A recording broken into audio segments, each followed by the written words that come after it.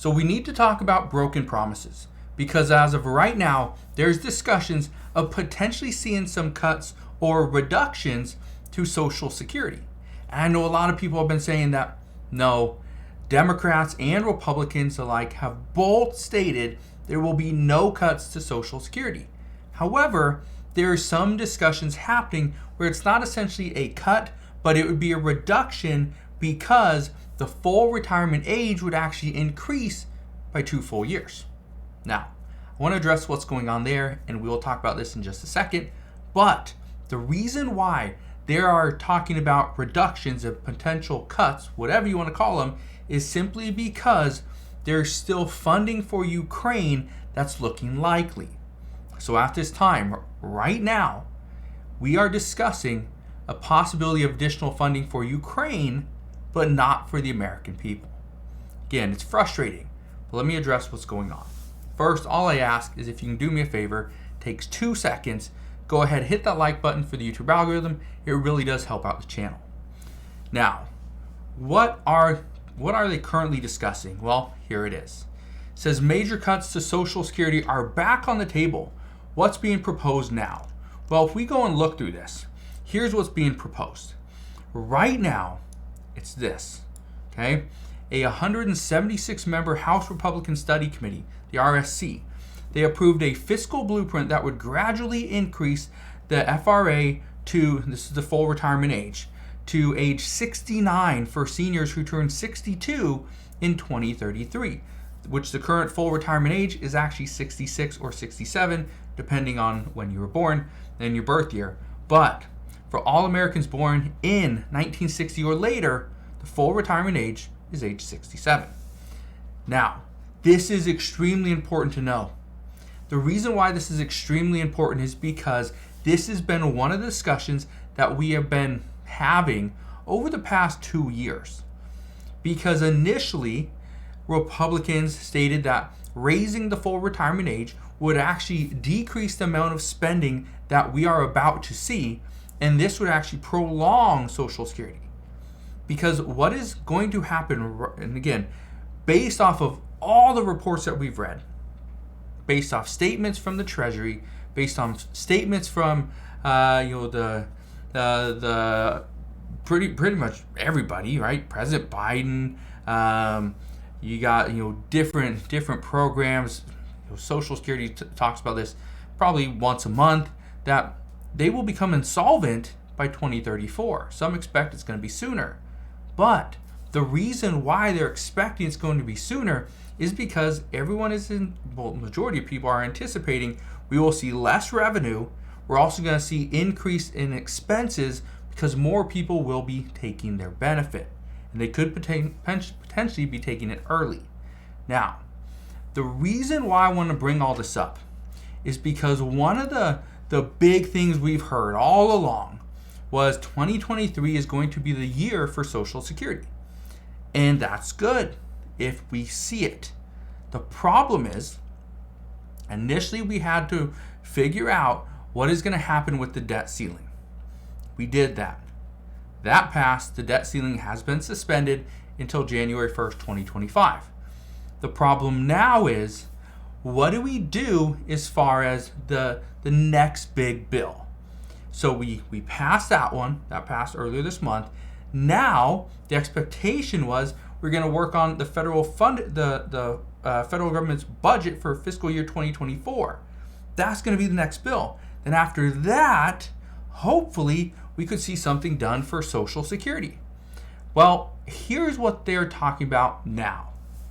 They're talking about providing funding for Ukraine, and President Biden has stated that the U.S. will provide Ukraine funding for as long as it takes. Those are his words. Now, is this right? Well, here's what I can tell you. It's not just President Biden that says, yes, we have to provide funding for Ukraine. And by providing funding for Ukraine, this is actually going to take a pretty much priority, and everything else will be pushed to the back burner. And here's something else.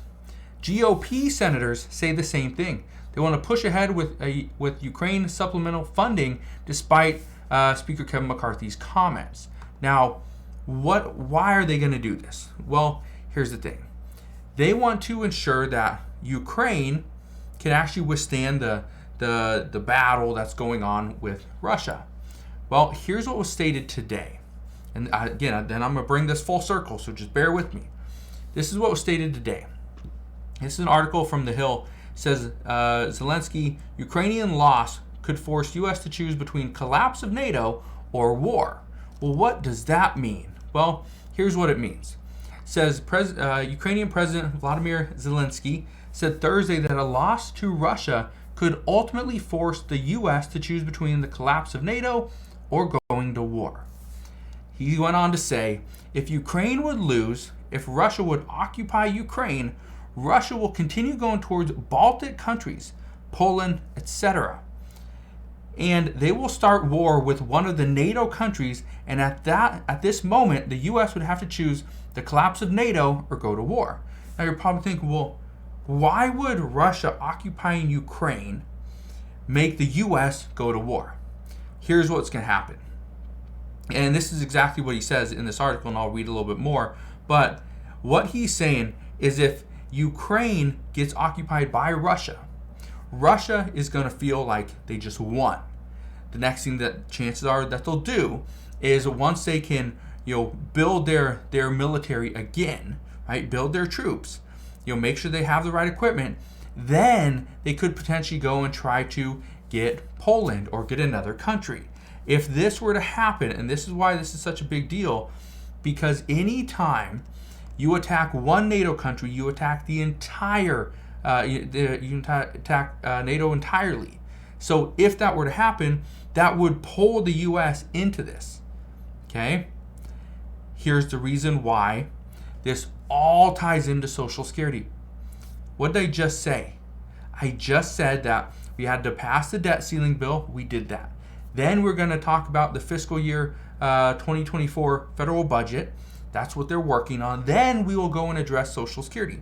But before we do the fiscal year 2024 federal budget, guess what? We have to figure out if there's going to be money set aside for Ukraine. This is what the GOP senators are calling for, this supplemental funding, because there's a very high likelihood that there will not be a provision within the federal government's fiscal year 2024 budget. There will likely not be any funding in there for Ukraine. So GOP senators say that we will have to do a supplemental bill, which means a separate bill, in order to provide Ukraine with that funding. But Kevin McCarthy doesn't really want to do that. So it could pass the Senate, likely not to pass the House, and then it would have to go to President Biden's desk. But again, you have to have the Senate and the House pass the exact same bill. This is where we are going to see Republicans start to propose different things. And they're going to say, okay, that's fine. You want to do something for Ukraine? That's okay. We can do that, but you're going to lose this that you're currently asking for. You're not going to get student loan forgiveness. That is going to be off the table. We're going to make it a little bit, we're going to put in more restrictions as to how people go and get a loan for student loan debt, right? Or for to go to college. That's what they're discussing. But again, this all ties into Social Security, because if we go and pull more funding, right, we go and claw money back from certain provisions and put that aside for Ukraine, put that aside for student loan debt, child tax credits, guess what it's not going to? It's not going to Social Security. It's not going to shore up the Social Security Trust Fund. It's not going to the Social Security Administration so that they have more funding and we do not see as many delays for new beneficiaries. It's not going to those things. That's part of the problem. This is why Social Security currently is in question, while at the same time, Ukraine is very likely to get some additional funding. And it's all because lawmakers are currently saying that we cannot, and the Pentagon says this as well, we cannot afford to let Russia invade Ukraine and actually occupy Ukraine. If they do, this could mean the US and Russia are that much closer to a potential war. So That's what we know at this time. As always, as I know more, I promise I'll come back on. I will fill you in on all the latest news and updates. All you got to do is click that subscribe button, subscribe today, and you will never miss an update. But thank you guys for watching. Again, consider subscribing, and I will see you guys on the next one.